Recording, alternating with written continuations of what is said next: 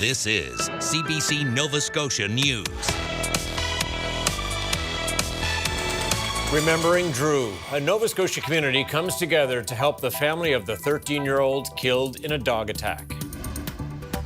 Looking for answers, members of a 99-year-old Halifax Legion say they haven't heard a good reason why it's closing.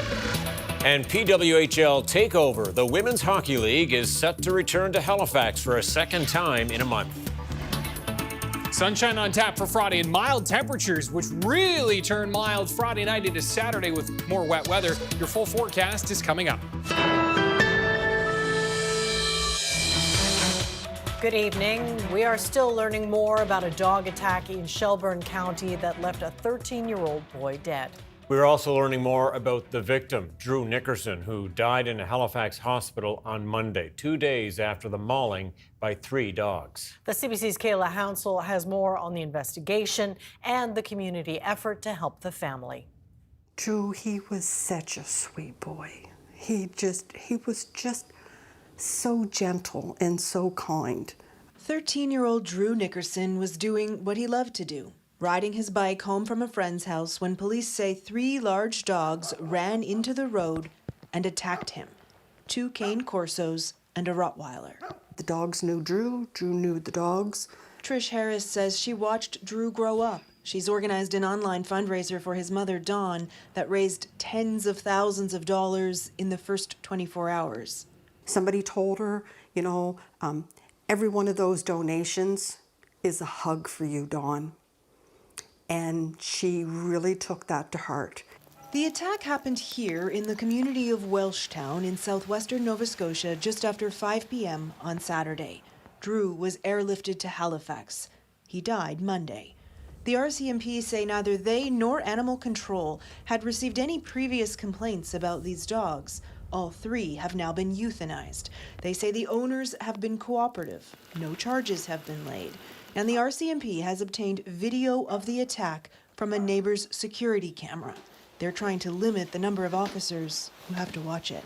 Since this has happened, there's just a somber mood across the county and I would say across Nova Scotia and possibly the country. These are fishing communities, often bound by tragedies at sea. The fishermen are now also coming together to help the victims of this terrible attack.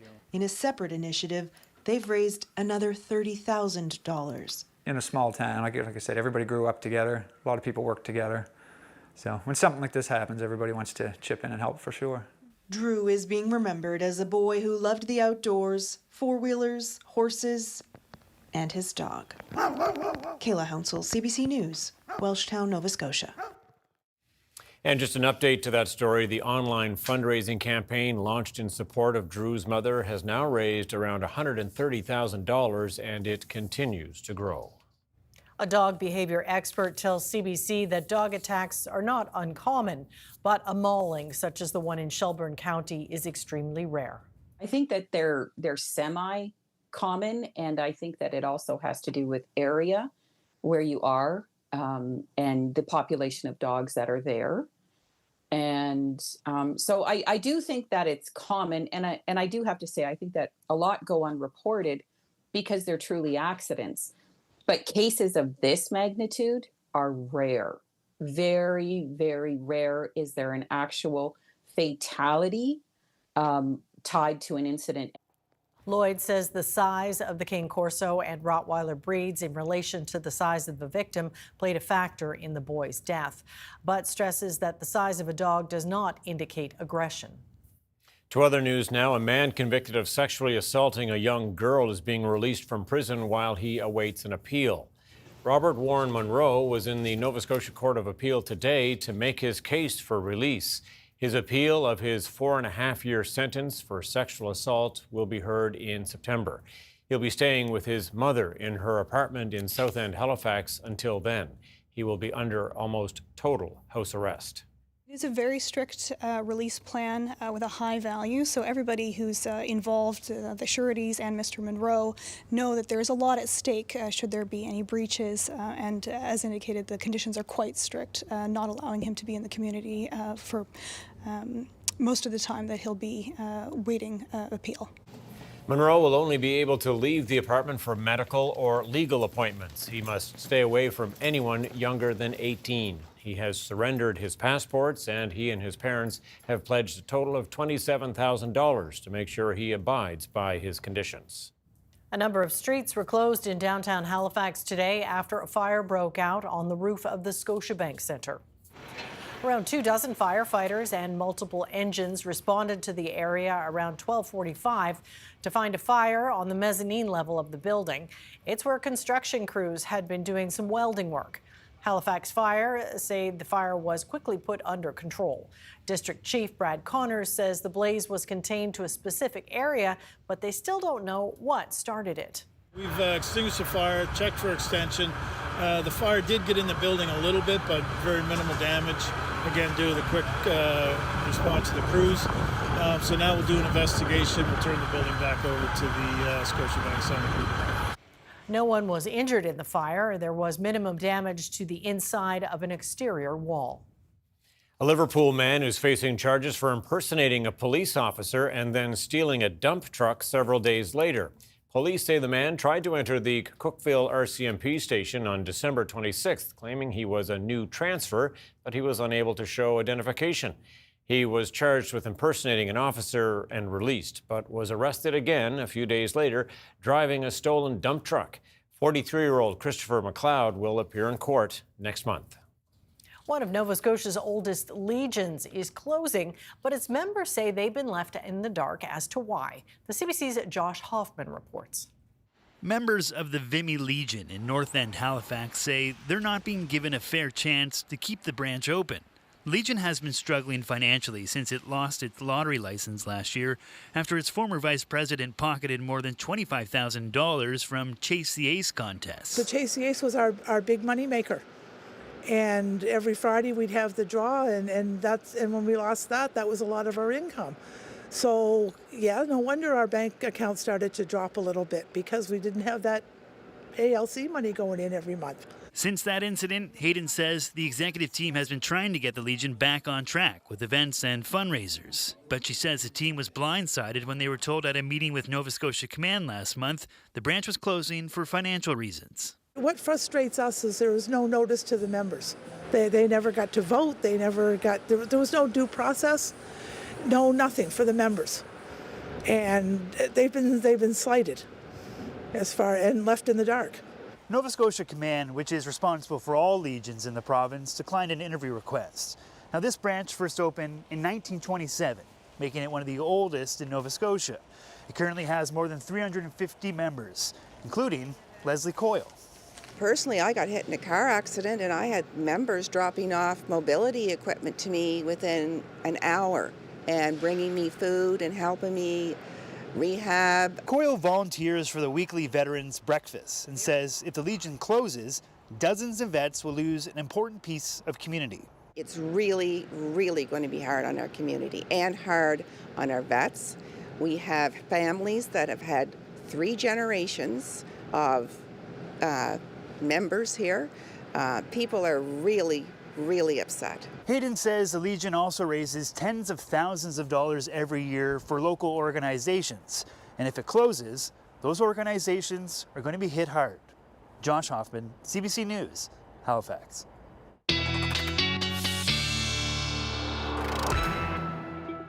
And with us now to talk weather, Ryan Snoddon. Yes, some mild temperatures today and even a little bit of sun. Yeah, that's right. And we're going to see a little more sun in the mix for Friday. Temperatures are going to stay mild, and then we're going to really warm up Friday night into Saturday, where we're talking about some high single digits. Of course, the price tag will be a little bit of wet weather. As we look at the temperatures for Friday, we'll range from near the freezing mark in through the northeast, 0 to 2 degrees, but we'll rise into the 3 and 4 range in through the southwest of the province on Friday afternoon. There's the area of high pressure that's moving in, and that with a northwest flow tonight that will become lighter. Pretty quiet conditions, though increasing clouds on Friday. Here comes that next system. Now you'll note how far north that track is as the Arctic air is retreated. the storm systems are tracking well to our north, at least in the short term. And there is why we've got that wet weather, in fact, on tap for Friday night into Saturday. Saturday afternoon, though, we're clearing again with those mild temperatures. And then this is the system we're going to be watching for Sunday. And it does look like some snow, some ice pellets, some freezing rain and rain. All those details coming up with your 7-day in just a few minutes. Do stay tuned. All right. Thanks, Ryan. Thanks, Ryan. Thank you. Nova Scotia is inviting gas companies to explore for onshore gas in the province in 2026. And a geoscientist from Dalhousie says if no gas is ever extracted, the backup plan could be groundbreaking. The province says test wells would deliver important data on heat deep underground and help map out where the geothermal potential is.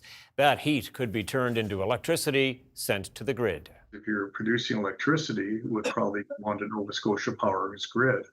And then from that, then it's distributed to the whole province, the whole grid network. And hopefully then, with sufficient power generated, we can start to see a decrease in rates.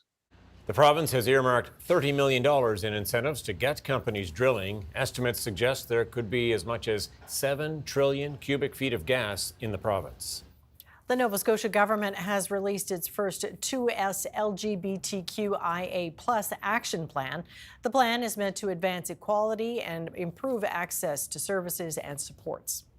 The plan was developed following a public survey and engagement sessions with Nova Scotians in the LGBTQ community. Some of the items in the plan include supporting training for healthcare providers on LGBTQ inclusion and trauma-informed care. The government is also promising inclusive housing programs, a more inclusive education curriculum, and funding for community groups. We picked up that there was some mistrust in institutions across government by this community, but the community-based organizations that work inside this every single day with people on the ground, they have that trust. So we have to make sure we enhance and promote and expand them. Armstrong says the province will give out $400,000 in grants to community-based organizations that work to support 2S LGBTQ+ people. An update now to a story we brought you earlier this week. The Coast Guard has confirmed that a large amount of coolant has spilled into the Charlottetown Harbour from the MV Confederation ferry. The ship, which runs between Nova Scotia and PEI, was trying to get to Newfoundland earlier this week when it was damaged en route. Tony Davis has the latest. The MV Confederation is stuck here in the Charlottetown Harbour while repairs are being made. Northumberland Ferries Limited says the ship was heading for St. John's on Monday when a piece of ice caused damage and it had to turn back. The Canadian Coast Guard says 2,000 liters of coolant leaked into the water, a mix of glycol and water. Divers went down on Tuesday and discovered a leak in the cooler system. The company says the cooler tank is attached to the hull of the ship, but there was no damage to the hull itself. Transport Canada was made aware of the spill.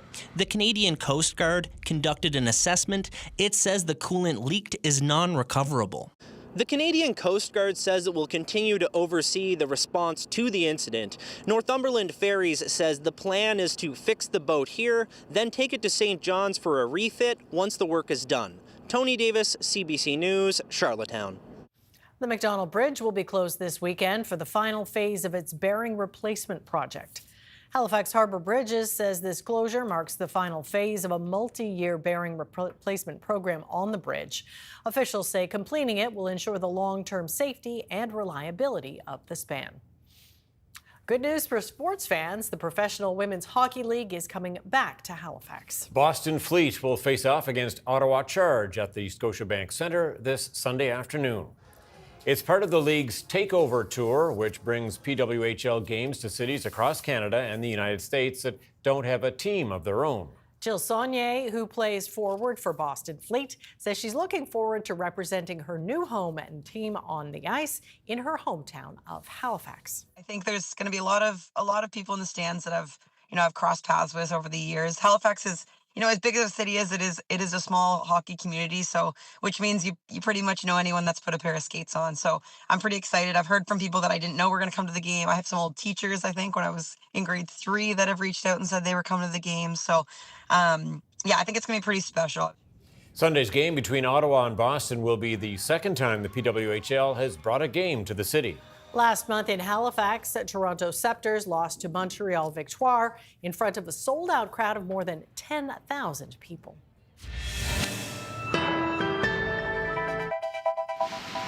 There's a look at snowy Truro earlier today. Ryan is up next with a full weather forecast. Do stay with us.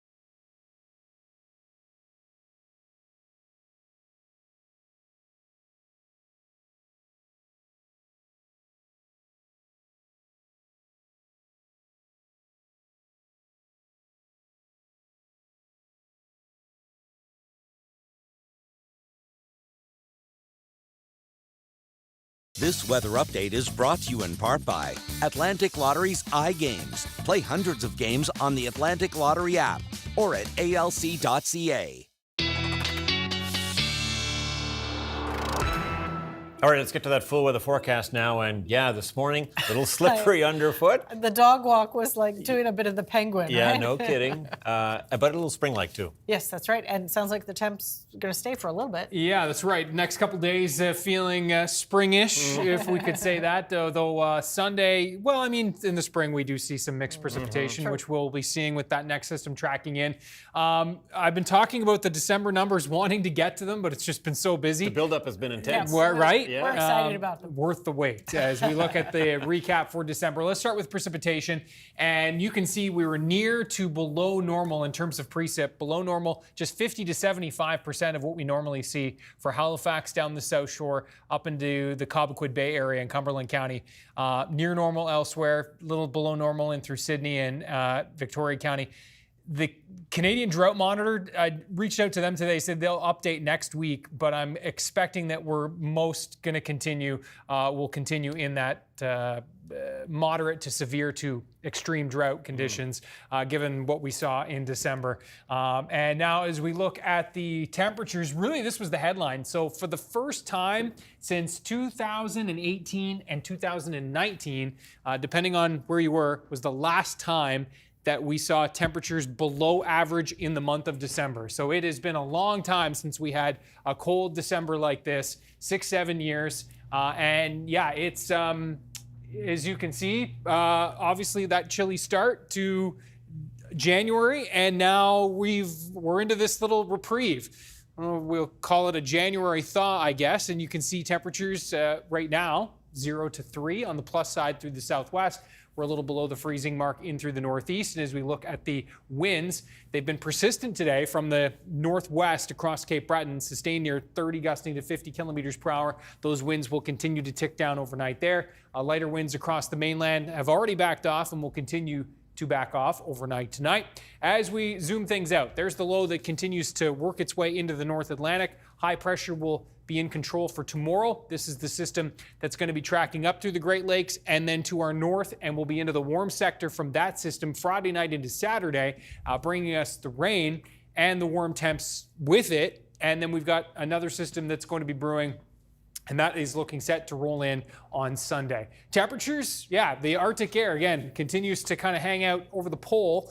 And so that's allowed some warmer air to creep back in and along most of southern Canada anyways. You can see temperatures tonight are going to be ranging between -2 and -4 on the mainland, -1 to -3 across Cape Breton. Though the onshore flurries for Inverness County will continue into the early morning hours, the early overnight hours, and then clearing. And the clouds are likely a little bit stubborn for Cape Breton for the morning on Friday, whereas the mainland is looking mostly sunny. Note that those temperatures, again, with below freezing and any of that water that was still lingering will refreeze, and we could see some icy patches again for Friday morning. Not expecting it to be as icy as it was this morning, but certainly the risk is there. And then as you can see into the afternoon, it's increasing clouds for the mainland. I do think we'll see a little bit more in the way of sun for Cape Breton into the afternoon. We'll call it a mix of sun and cloud, with those northwest winds becoming light, 2, 3, 4 degrees across the mainland. Tomorrow, those winds becoming southerly as that system starts to approach. How about the temperatures on Saturday? 7, 8, 9 degrees. Now the winds from the west are going to be gusting 50 to 60 kilometers per hour in the morning with the rain. And then as that system moves out, the winds will slowly back off throughout the day. So here's the timeline. There's the rain that shoots through overnight into Saturday morning. Sunny breaks into the afternoon. Those westerly winds, again, will still be breezy, but will ease. And then the next system tracking in throughout Sunday. Looks like a quick push of snow on the leading edge of this system that may bring a couple of centimeters. Looks like less than 5. And then a mix to ice pellets, freezing rain, and then over to rain as this tracks throughout the day from southwest to northeast. By Sunday afternoon, we're into the warm sector for most of us, or at least by Sunday evening. The forecast models have been kind of differing on the timing of this, but the track has been getting a little more certain. And if you're traveling to New Brunswick, that does look like an accumulating snow event right through into Monday. Showers will taper to flurries for Nova Scotia on Monday with temperatures near 1. And we're riding above seasonal Tuesday, Wednesday, some showers and flurries on Thursday as well. So yeah, that Arctic air, no sign of that in the short term. That's Sounds okay. good to me. We'll take a break. All right, thanks so much, Ryan. Thank you, Ryan.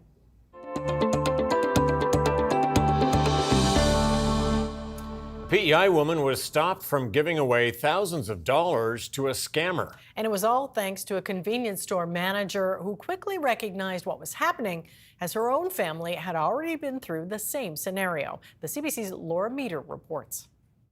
They can only take out 200. This is the ATM an elderly woman tried to withdraw thousands of dollars from, but this store manager was able to stop her from being scammed. Joy Larson knew something was up when she got an unusual phone call asking for a lot of details about the ATM.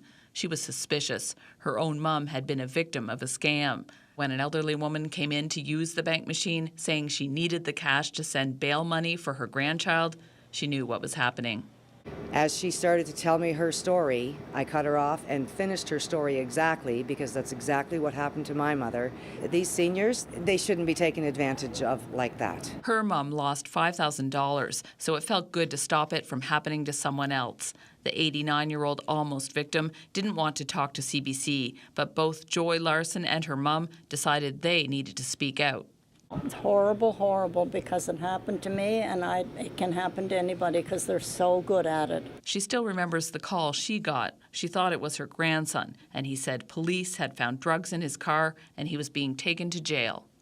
Because he was in the car with the cocaine, so he was going to be held for 29 days. And he needed that bail money. And he needed bail money, yes.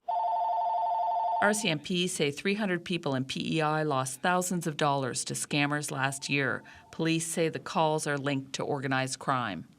Somebody in your family will likely receive a call of this nature. These are people who professionally target people to steal their money through fraudulent stories. And we're not alone here in PEI. This occurs around the world.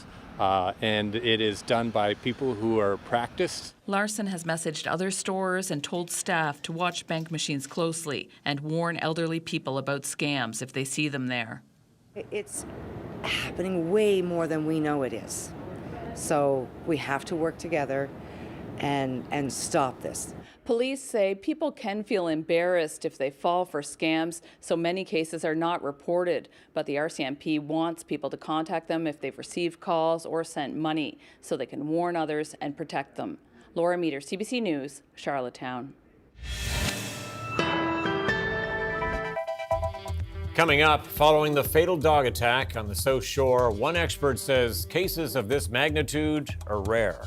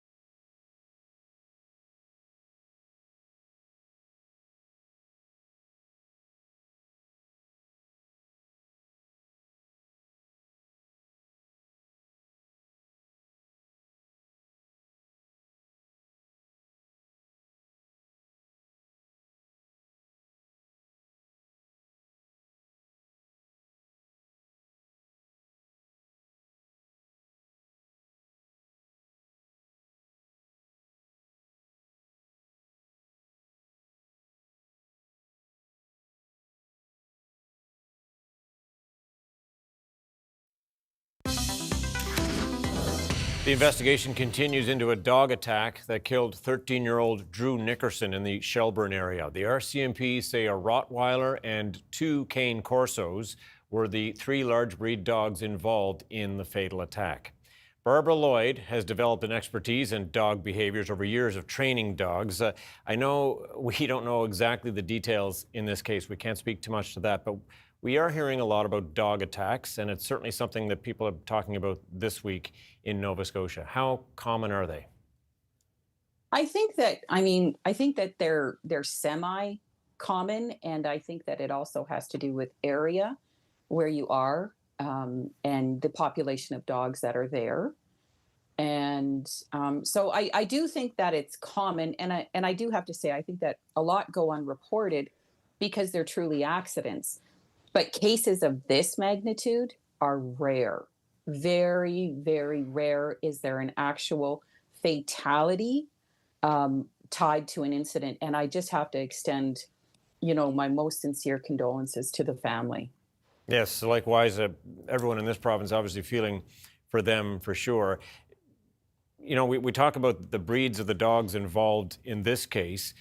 Does the size of the dog matter when it comes to aggression? Yes, I'm not when it comes to aggression. It does have a relevance as far as the amount of damage that can be done, but it's also relative to the size of the victim. So this was a 13-year-old young boy.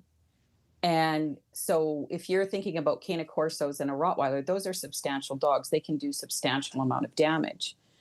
But if you're thinking about an infant, a toy breed, like even a Chihuahua or a Pomeranian, there was a reported case of a Pomeranian killing an infant, a newborn.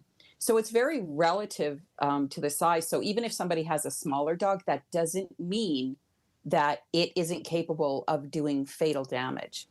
But the bigger the dog gets, yes, they've just got more strength, they've got more power. But that doesn't just go hand in hand with that something horrible is going to happen either.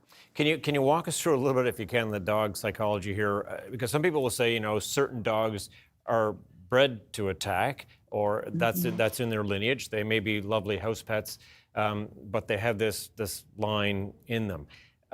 Others will say that's not the case. Pets are pets, and so on. How do you help people understand that area? The difference is, I myself, what I do is I counsel people who get any of the working breeds or any of the herding breeds. So working breeds are like the Rottweilers and the Cane Corsos, or the herding breeds like the Border Collies or the Heelers. I counsel them that they have dogs that have very specific types of personalities. So therefore, I personally hold them to a higher standard in training.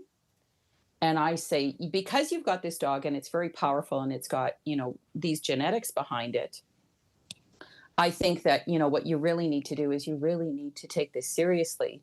And you've got a stronger duty to train your dog up to a higher level. And I truly do believe that. And so I do have that conversation with many of my students. But it's not because I believe that every single one of those dogs is going to do damage. But what I do believe is if you're going to have a dog of that size or of that type of nature, I think that you do have a duty to train the dog to a certain degree to keep everybody safe. I know that a lot of other people have been looking at this situation and saying, well, what if I was in a situation like that? What are the telltale signs of dogs that you should be concerned about when they are approaching you? Maybe there's one, maybe there's multiple dogs. So if we're looking at it, like in the case that just occurred with somebody being on a bike or a jogger, what's happening is that is not, even a baby in a stroller, that's not a natural thing for a dog to code as a person, because they're not moving naturally. It's unnatural movement, even somebody on rollerblades, because they're gliding, they're not walking, because walking has a very specific cadence. And it's just like us. We code things basically very, very quickly in our unconscious as to what something is. And then later we might realize upon looking at it, it isn't what we thought it was. And so when something's gliding across like that on a bike, what that can do with certain dogs is that can elicit a response that we call a prey drive response. It's a chase response. All dogs, it doesn't matter what size, what breed, have a chase response because it's predatory. They are prey animals. So when they see that type of movement, they're more likely to actually take chase. That doesn't tie in with aggression. It just means that it's keying into that primitive part of the brain. So what are the signs of a dog that really means business? What you're looking for is, first of all, you're looking at the dog's body language. Body language says a lot. Is the mouth closed? Because if the mouth is closed and tense, that is a sign that the dog is having intent and intention. Second part is the chest dropped and forward. Is the dog look like it's trying to make itself bigger? Then what we've got is the hair going down the spine. Is it raised or is it flat? Because in a lot of instances, it will be raised due to arousal. Another sign is the tail. Now, this is really important because what we're used to thinking is that a tail wagging is safety. It isn't. A wag back and forth, nice and slow, that is a good wag. But when the tail looks like this, that means the dog is in a highly aroused state and is in a predatory state and is looking to probably attack. The other sign of the tail, which isn't good, is when it stops doing this and then it just goes straight. That is the other sign that says, okay, they're getting ready to move in. So those are the body language signs, and then the vocalizations. Really, a barking dog, we've all heard this, its bark is worse than its bite. That is the truth. Honestly, that is the truth. But where you've got issues is if the dog is silent or if it's growling. All right, so much to think about. Appreciate your insights into this, Barbara Lloyd. Thank you very much. You're very welcome. Thanks for having me. Coming up, protests are intensifying in Minneapolis following yesterday's fatal shooting of a 37-year-old mother by an ICE agent. And Donald Trump withdraws the U.S. from a key climate treaty and dozens of other international alliances and agreements.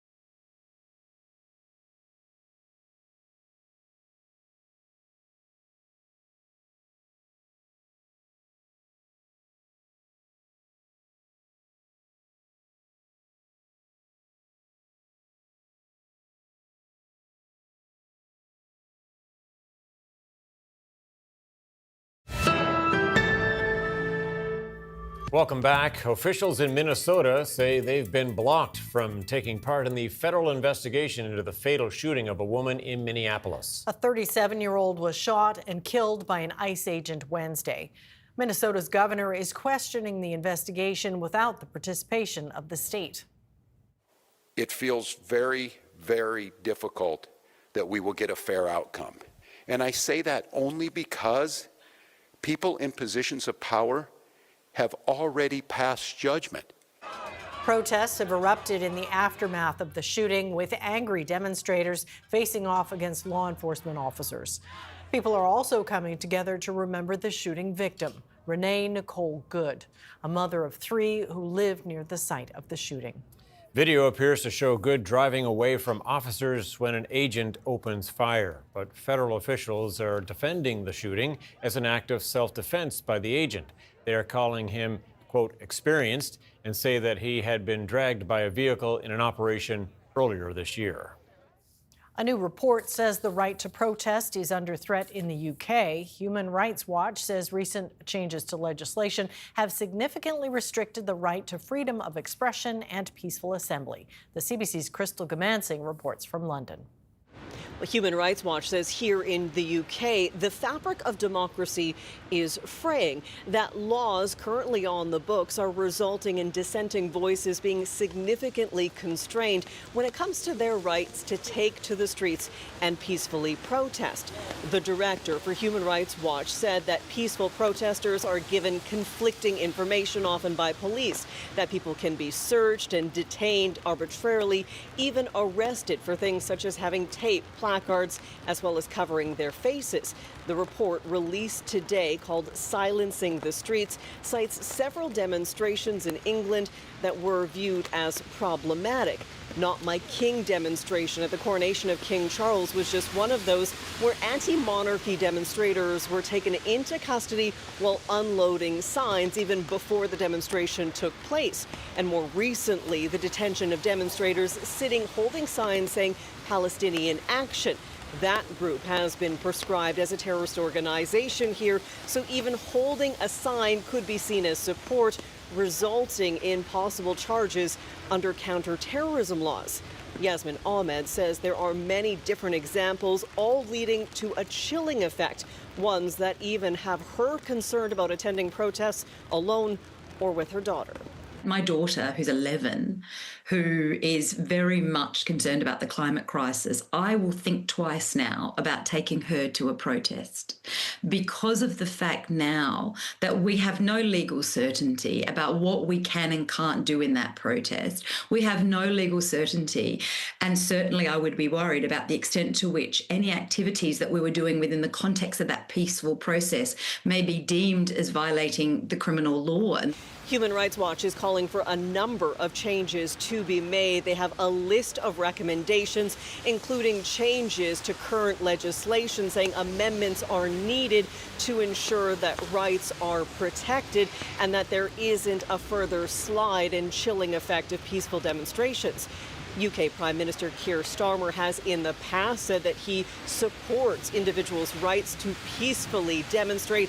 However, there has been no official comment to today's Human Rights Watch report. Crystal Gamansing, CBC News, London. U.S. President Donald Trump has withdrawn his country from dozens of international organizations, including a treaty that underpins international efforts to combat global warming. The CBC's John Northcott has more on that development. The reaction to the latest Trump administration moves has already been swift. The Union of Concerned Scientists calling it a new low. The head of the UN Climate Initiative saying that it is effectively an own goal that will have a challenging effect on the U.S. economy and its people. 66 organizations, treaties, alliances around the world that the U.S. is pulling out of. And the reason we mention climate change is because one of the most significant that he is pulling out of is an agreement reached in 1992, 198 countries, that eventually led to the establishment of the Paris Accords. Now, Trump has already pulled out of those accords, but still, that means going forward that other countries could use this as an excuse to pull out and to not do their bit to combat climate change around the world. From the administration's point of view, quoting from Marco Rubio, the Secretary of State, he saying this in reaction to what they have done. The Trump administration has found these institutions to be redundant in their scope, mismanaged, unnecessary, wasteful, poorly run, a threat to our nation's sovereignty, freedoms, and general prosperity. Still, when you take that and add in the capture of Venezuelan President Nicolas Maduro, the seizure of oil tankers around the world, and the threats made to Greenland's sovereignty, it becomes clear that the Trump administration, when it comes to international affairs, is going to go their own way. John Northcott, CBC News, Toronto. Less than 1 week after Donald Trump authorized that military offensive that captured Venezuela's leader, the U.S. Senate has advanced a bipartisan resolution limiting the president's power to authorize further military force against that country. Democratic Senator Chuck Schumer lashed out at the Trump administration for authorizing the recent incursion. How can the American people watch this and not just groan and grimace and ache and fear? 5 Republicans joined Democrats in supporting the resolution, which passed by a vote of 52 to 47. The measure still must get through the House, where Republicans hold a majority. Chrystia Freeland will step down as a member of Parliament tomorrow. The former cabinet minister and deputy prime minister makes the move days after accepting an advisory role with Ukrainian President Volodymyr Zelensky. Conservatives say it was inappropriate for Freeland to accept a role advising a foreign government while still sitting as an MP, but Freeland says she consulted the Federal Ethics Commissioner and followed that advice before taking on the position.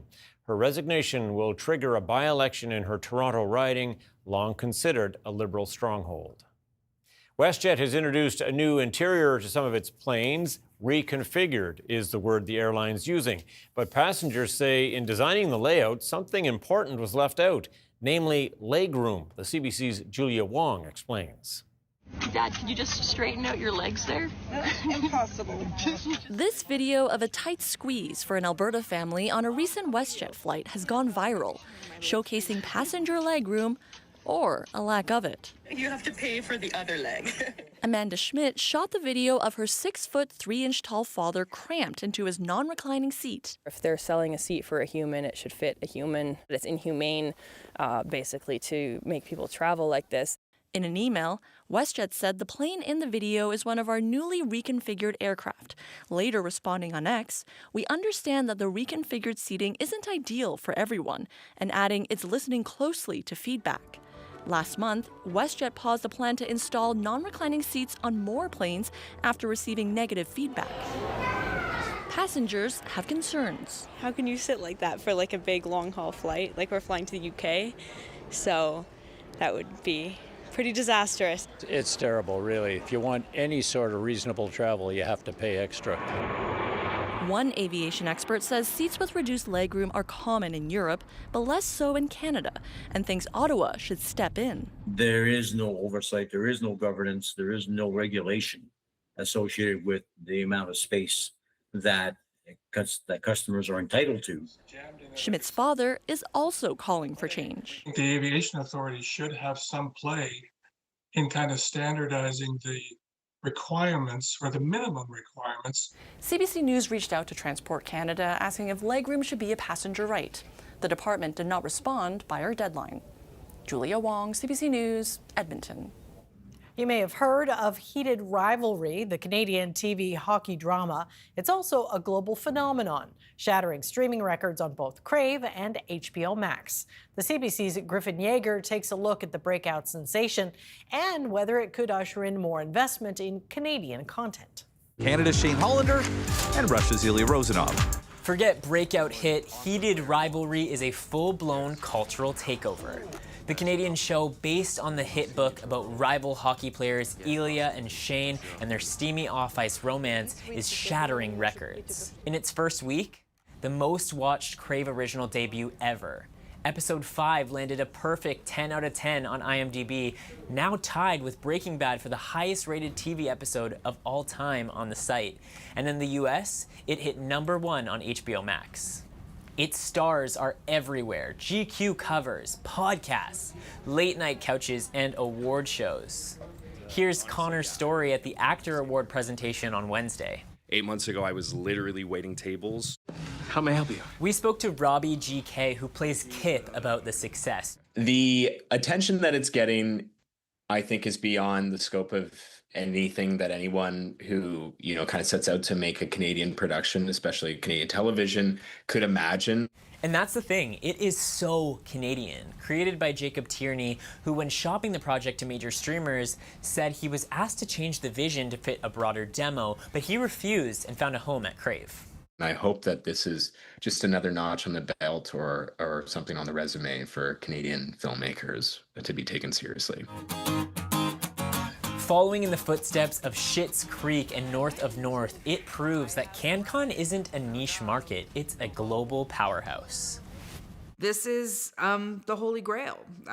There's nothing else to say other than yay them and yay for us. The question now, will Heated Rivalry's success push for increased investment in Canadian content?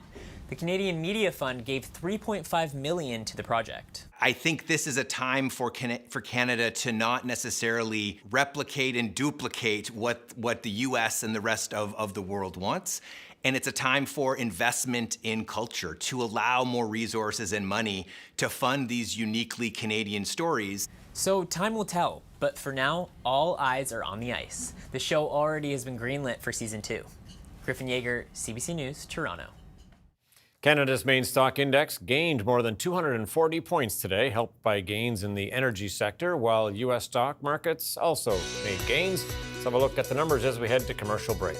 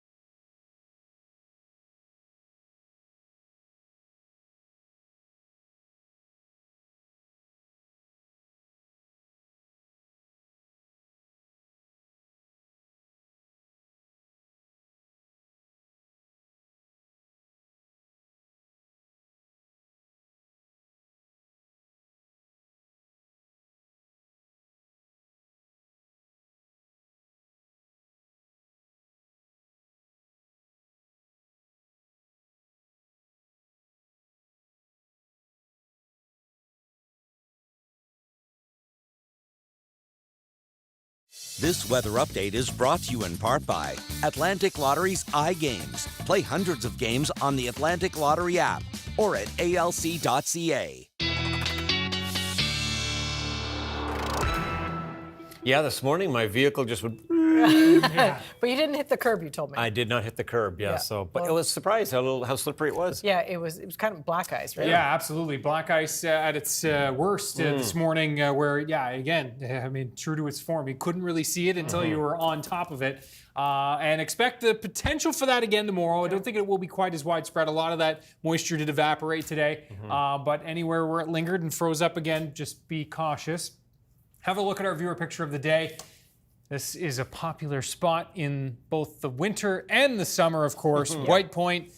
And you can see why. Yeah, that is beautiful, isn't it? I like the shape of the water and the shape of the clouds kind of mirror each other. Yeah, we've had a lot of great sunrise pictures. This one is another great one. Sandy Johnson, thank you so much. Ryan's Picks at cbc.ca.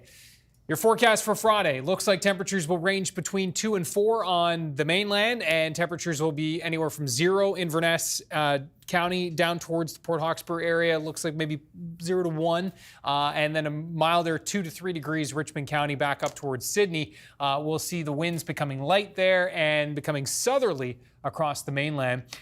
There's Saturday, temperatures ranging between 7, 8, and 9 degrees. Now, the winds are going to be gusting pretty strongly from the west in the morning, 50 to 60 kilometers per hour, and then those winds will ease into the afternoon. But Saturday's looking like a pretty gusty day overall. There's the area of high pressure, which will be fading off to the south. That opens the door and allows that next system to come in.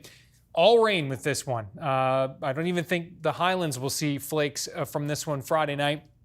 And then we are looking at that clear out with that gusty wind. And then for Sunday, the next system rolls in. It does look like a little bit of snow on the leading edge of this. Less than 5 centimeters seems to be the consensus at this point. Really, the models are still kind of trying to figure out the timing of that. And then that ice pellet freezing rain mix over to some rain as we move into the Sunday evening time frame. Temperatures just above the freezing mark and staying relatively mild into next week. All right, there you have it. All right, thanks, Ryan. Well, if artificial intelligence already makes you feel uncomfortable, these probably are not the gadgets for you. AR/VR devices, smart home gadgets, wearables, and AI technologies. Some of the uncanny humanoid robots on display at this year's Consumer Electronics Show. The world's biggest trade show for technophiles opened this week in Las Vegas. Several companies showcase their more run-of-the-mill robots as well. These models range from dancers to blackjack dealers, and even some with more practical uses for healthcare and retail sectors. No weather forecasters in there, was there? No, not yet. Okay. That's it for us tonight. Thanks for watching. We'll see you next time. Good night. Good night.